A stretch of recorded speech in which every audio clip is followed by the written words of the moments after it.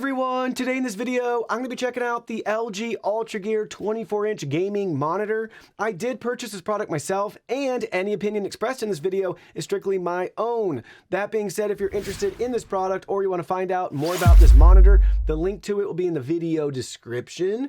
Here it is, we got it already out of the box. Now let's go ahead, let's check out the included contents. Here are all the contents. First up, we have our product literature consisting of our regulatory and warranty information. We have a display calibration report for some basic quality, gamma value, color temp, and delta E less than 5. Pretty vague for the delta E. We don't know the exact value, but it passed all three. Then we have our quick start guide here walking us through everything that's included, how to install the stand to get that set up. Backside has some cable routing and connection options for you, and depending on your model, the dimensions and specs for you. Next, we have one included DisplayPort cable here, one power supply and adapter, barrel plug, two pieces for the stand and base. Look at that nice red accent. It's at the bottom though, we'll never even see it, but that looks really cool. I wish we had some more red on it. Here's the main arm and piece that's going to snap into the back of your monitor. The Ultragear branding's pretty sweet with that red accent again. Got a nice spot for cable management to hang your headphones, a little accessory. Up to you how you want to use that. And then lastly, we have the monitor itself. Let's go ahead, let's look at that in more detail. Here's a look at the front of the display. We have the LG logo and branding down here, our slim bezel along the sides and the top. I can tell that the pixels end right about here at my fingertip, so keep that in mind too. So the bezel is less than that, but we still have some extended display that's just going to have a black border for you. Maybe you'll be able to see that with different lighting angles here. Up in the corner. Let's look at the very bottom here. So we have our illuminated power button and control option, Kensington security lock, additional product information actually carved in there. Here's a look at the side. Get a feel for the thickness.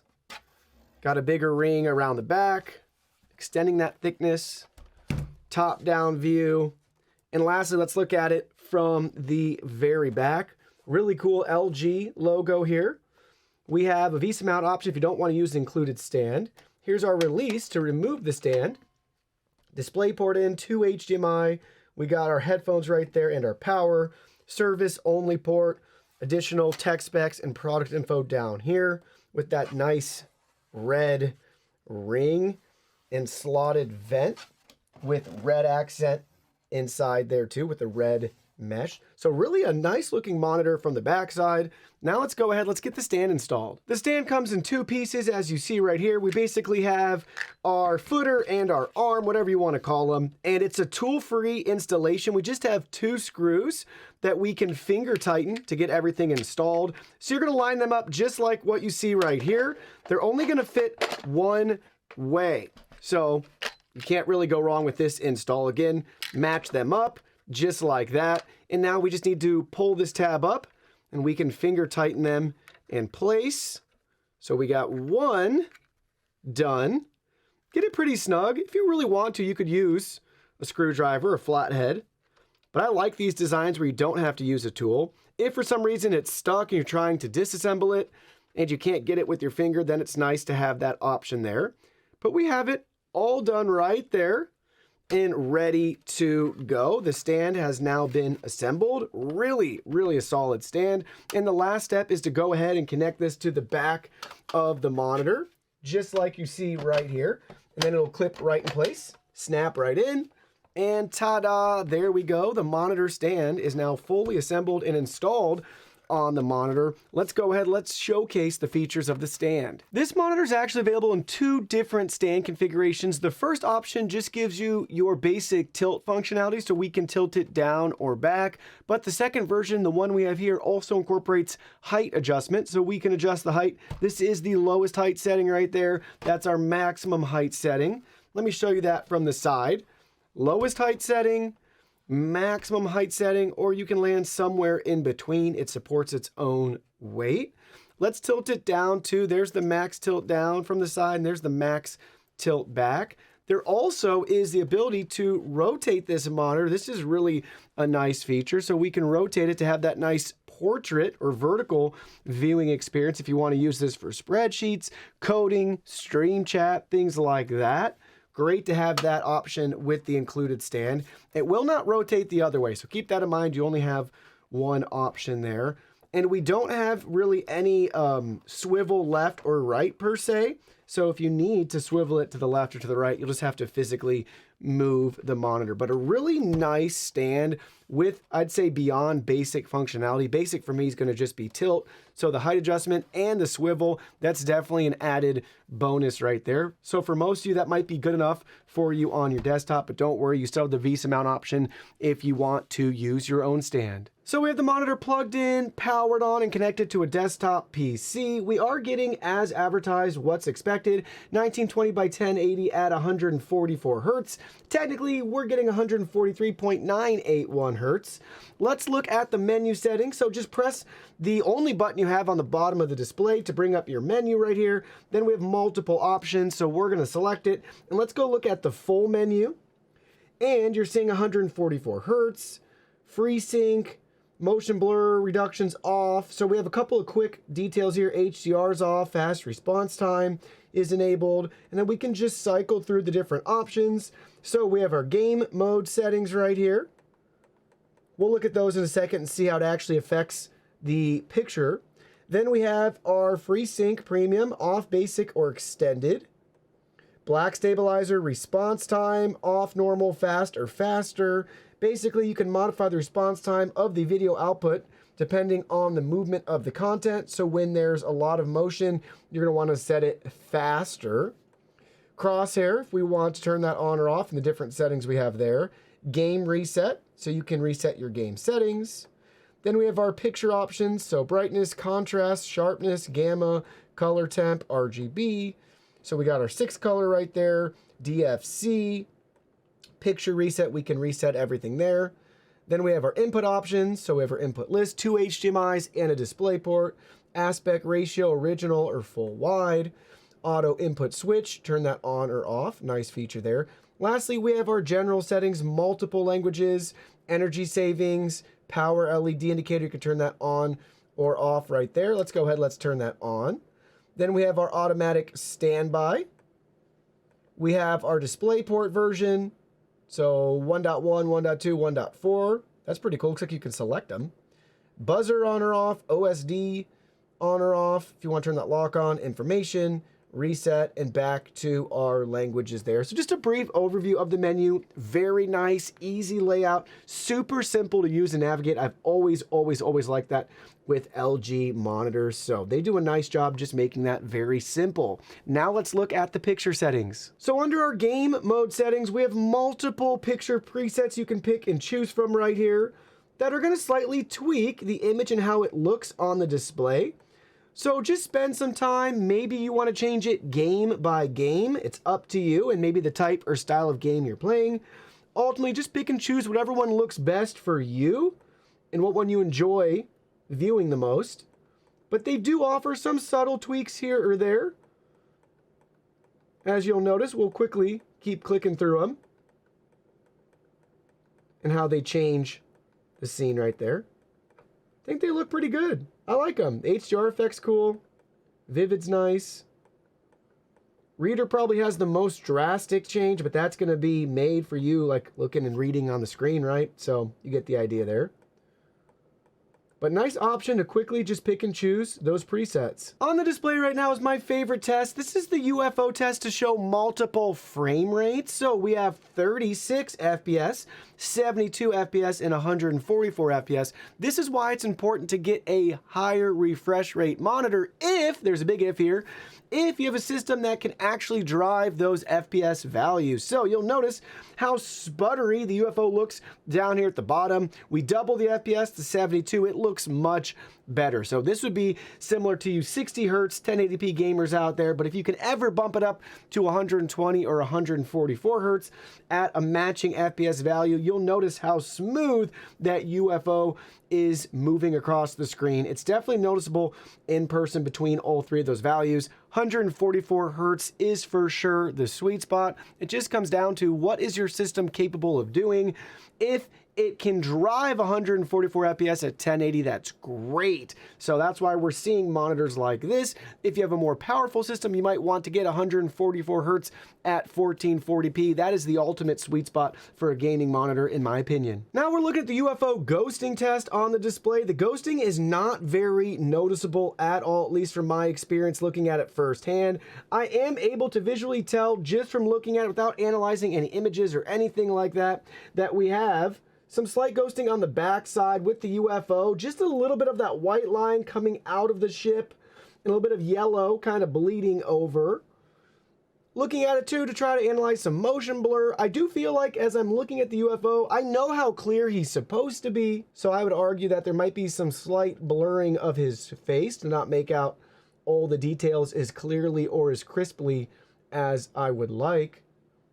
Again, some of this can just be really at your own eye and what you're perceiving. For me, I wouldn't say there's any glaring issues or anything too noticeable that would disrupt or ruin any gameplay. It's time to talk about backlight bleed and IPS glow. This is an IPS display, so we have this black screen pulled up right here. We turned off all the lights. We critically looked at it from multiple angles all around the edges to see if we could notice either of those things, and I did not notice any IPS glow, but I did notice a little bit of backlight bleed. Don't worry, I don't think I've ever had a monitor that's never had some backlight bleed. For this particular one, just a smidge up in this side right here. Not a big deal. You would only ever notice if you're looking at a black screen in the pitch black, and even then you'd have to really catch it at a good angle to see right up there and even notice it. It's very, very minimal. So much so I can't even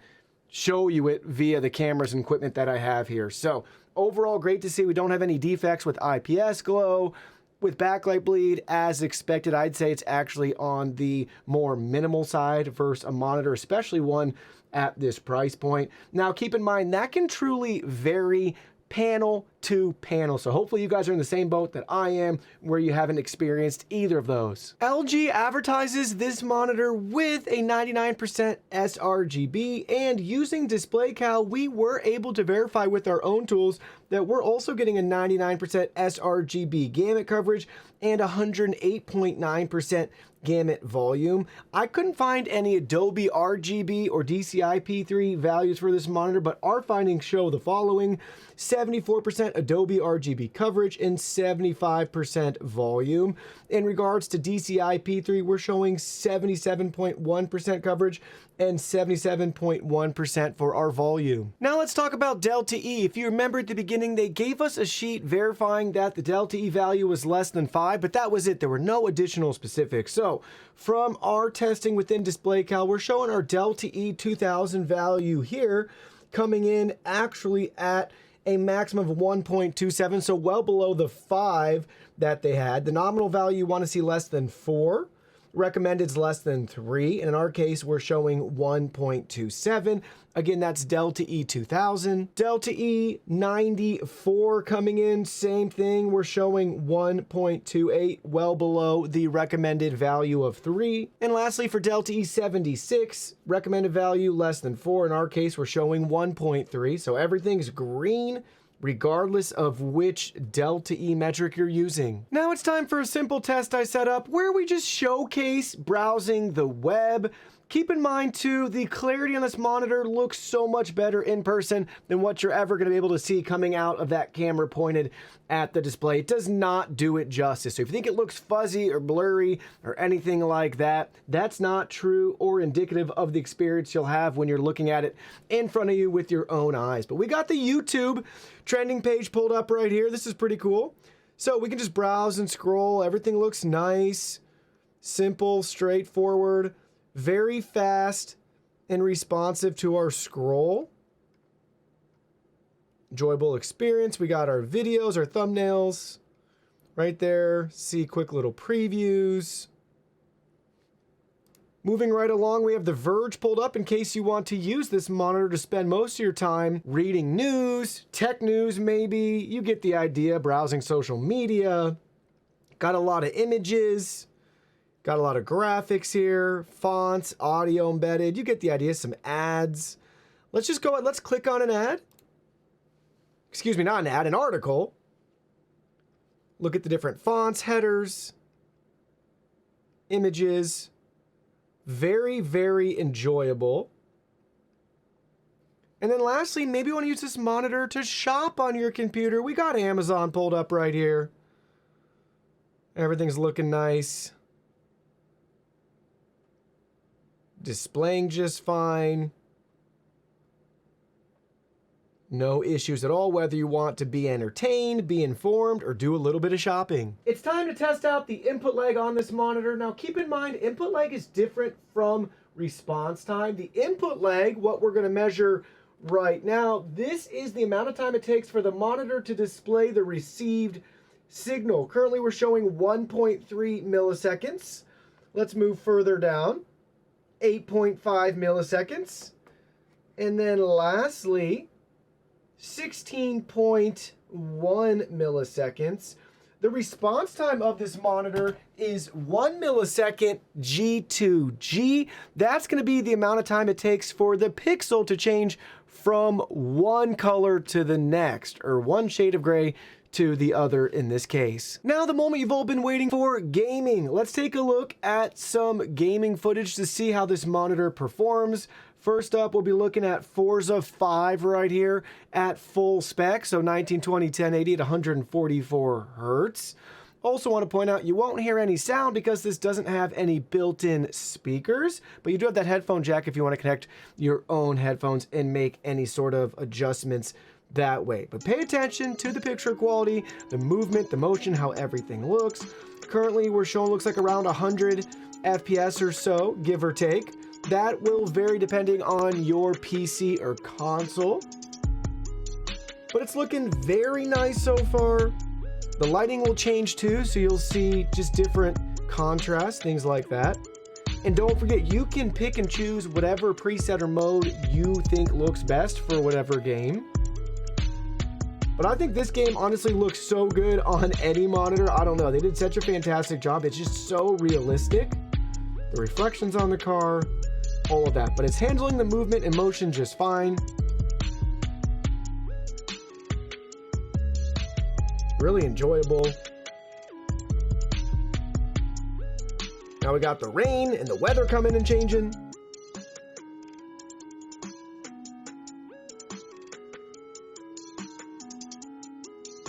But yeah, pretty cool, beautiful game. Looks great on this monitor. Here's a look at Assassin's Creed Valhalla gameplay at 1920 by 1080p, 144 hertz. Very smooth. Details look great. Pay attention to the colors, the movement, the motion, you get the idea. We'll watch it through for a minute.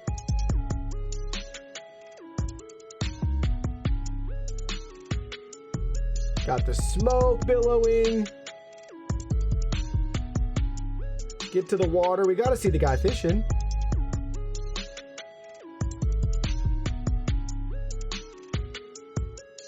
Here we go. All right, there they are.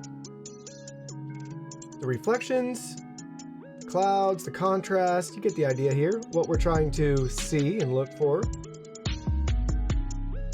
Really nice picture quality on this IPS panel. Looking good. Lastly, let's take a look at Borderlands 3 right here. We'll watch a couple of seconds of this footage and gameplay as well. Same thing, 1920, 1080p, 144 hertz. Currently, we're getting over 160 FPS.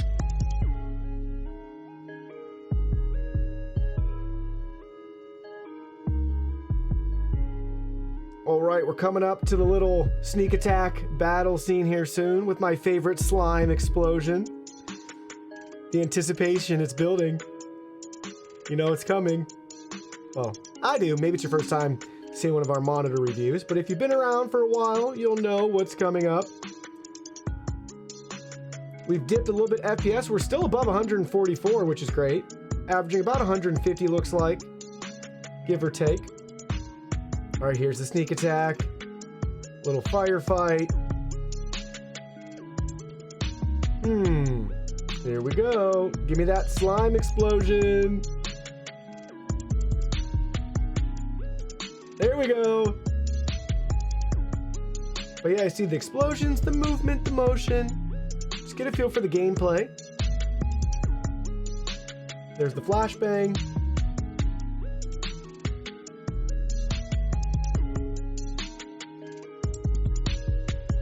And that takes us to that funky eye portal thing. Don't worry, I haven't forgot about you console gamers. We have the PlayStation 5 connected right here. Our current video output resolution is 1920 1080 at 60, so that's what you can expect with this monitor. But keep in mind, depending on the game that you're playing, if you want to have a chance to get 120 hertz output, go ahead, make sure you have this enabled so you'll be able to take advantage of that. Again, that'll depend on the game that you're playing and what it's compatible with. So at the end of the day, worst case, you will get 1920 60, but enable 120. So if your game supports it, you'll be able to enjoy that higher refresh rate with your PlayStation 5 and this LG monitor. Next, we have our Xbox Series X connected. We're looking at our general TV and display options here. We're getting 1080p full HD for our resolution, and we do have the option to select 120 hertz to use with this display. So let me share with you my final thoughts in regards to this LG 24GN650-B.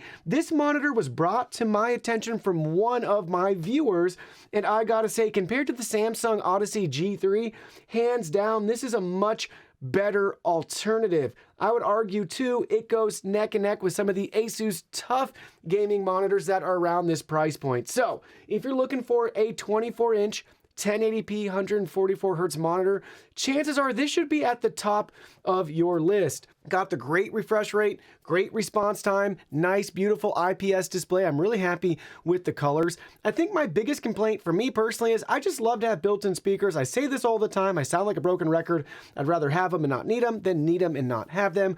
Other than that though, in regards to actual picture quality, I'm not maybe as picky as some of you on ghosting or artifacts or things like that. I just don't notice it. It doesn't bother me when I'm gaming. Maybe it's because I'm just a casual gamer and just really don't care. Most everything is going to be good enough for me. But with this particular monitor, I would say the blacks could be blacker and darker. That's the best way I can describe it. So if you're really snobby in the black color shadows, things like that, you're looking at a lot of dark pictures, it may tend to be on the lighter grayer side than that nice, rich, dark black. But overall, for the average gamer consumer out there, you're in good hands with this monitor. And I gotta say, compared to like the G3, this is gonna be a better choice in my opinion, because you're gonna pay the same price or less and get a better display overall.